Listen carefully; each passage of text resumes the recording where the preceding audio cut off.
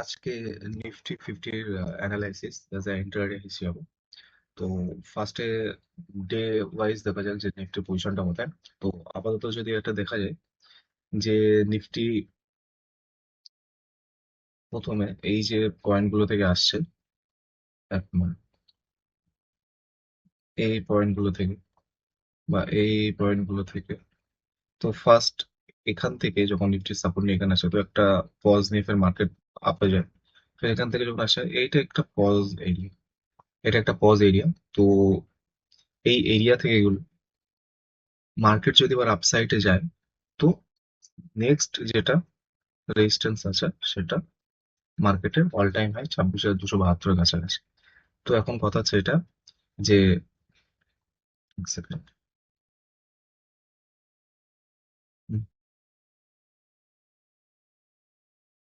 এই রেঞ্জটা যতক্ষণ না ব্রেক করছে আপসাইডে 26,082, ততক্ষণ পর্যন্ত আপসাইডে পজিশন বাড়ানো কোনো রকম ভাবে ঠিক হয় না। এবার যদি নেগেটিভের যদি দিক থেকে থাকে তো প্রত্যেকটা ক্যান্ডেলের ক্লোজিং কোথাও না কোথাও আপসাইড মতো আছে।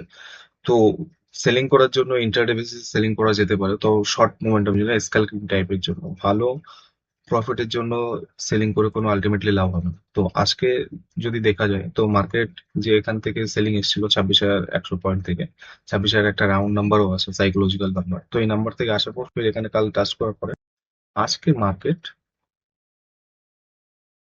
নিচের দিকে ট্রেন্ড করছে। তো এটা সম্ভবত যদি ইন্টারডে বেসিসে দেখতে পারি তো এতটা মতো মানে নিচের সাইডে 25,845,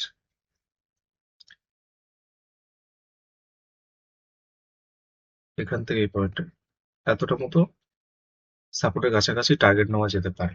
ইন কেস যতক্ষণ না এটা 26,096 ওপরে যতক্ষণ না মার্কেট ট্রেড করছে ততক্ষণ বুলিশ সাইডে ট্রেড নেওয়াটা ঠিক হবে না।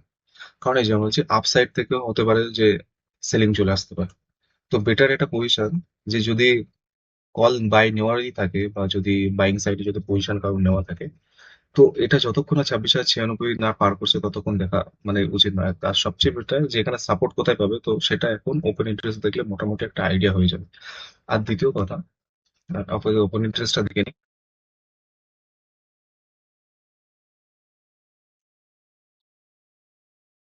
লগ ইন করতে হবে।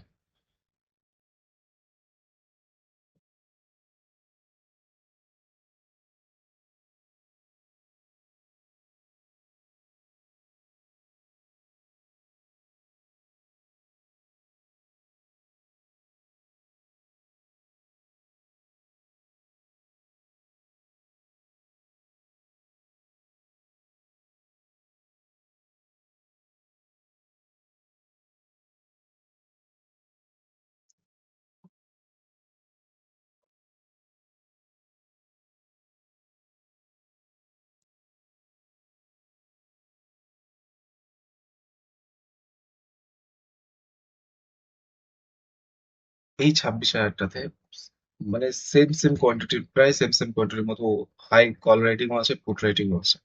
তো এই যে জোনটা আছে 50 পয়েন্ট নিচে আর 50 পয়েন্ট উপরে, মানে 26,950-এর নিচে, 26,050-এর নিচে যদি মার্কেট ট্রেড করতে থাকে তাহলে এটা হবে কি আগের দিনের মানে যে ক্যান্ডেল লো আছে সেটা ব্রেক করবে। দ্বিতীয় কথা, সেরকম যদি কোনো ফরমেশন আসে, সাপোজ এরকম এরকম এরকম এরকম দিয়ে যদি এরকম ব্রেক করে তো তখন এরকম জায়গাতে এন্ট্রি নেওয়া দরকার। বাট ফার্স্ট যেটা ব্রেক হচ্ছে সেটাকে অ্যাকচুয়ালি দেখার, যে সেকেন্ড টাইম যেটা আসে পুল ব্যাক, একটা অ্যাটলিস্ট পুল ব্যাক নেওয়া দরকার। না হলেও দেখতে পারে যে মার্কেট যে কোনো জায়গা থেকে মুভ করে যেতে পারে, বাট সেরকম কোনো প্রফিট দিল না।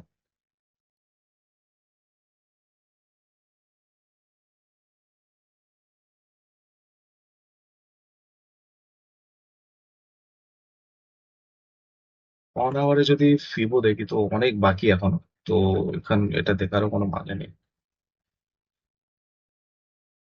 3 মিনিট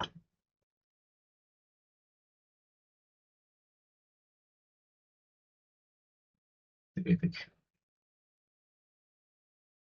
3 মিনিটে যদি দেখা যায় তো তো দেখা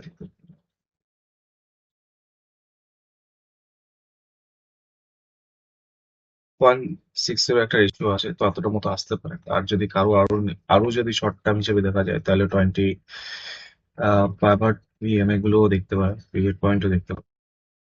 মোটামুটি মার্কেট যতক্ষণ না 26,100 বা এই এই হাইয়েস্ট পয়েন্ট যতক্ষণ না ব্রেক করছে, ততক্ষণ পর্যন্ত পুট সাইডে এন্ট্রি নেওয়া দরকার নেই। আর যদি কারো যদি শর্ট সাইডে নেওয়ার থাকে, তো এতটা মতো নিচে টার্গেট দেখতেই পারে, বাট ফার্স্ট একটা পুল ব্যাক অবশ্যই নেওয়া দরকার। আর এখানে যদি ভিক্স বাড়তে থাকে, ইন্ডিয়া ভিক্স, তাহলে পুটের প্রিমিয়াম অনেকটাই বাড়তে থাকবে।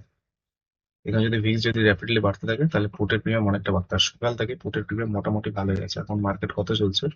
26,000 মতো। তো নিফটি স্যার ওখান থেকে দেখো,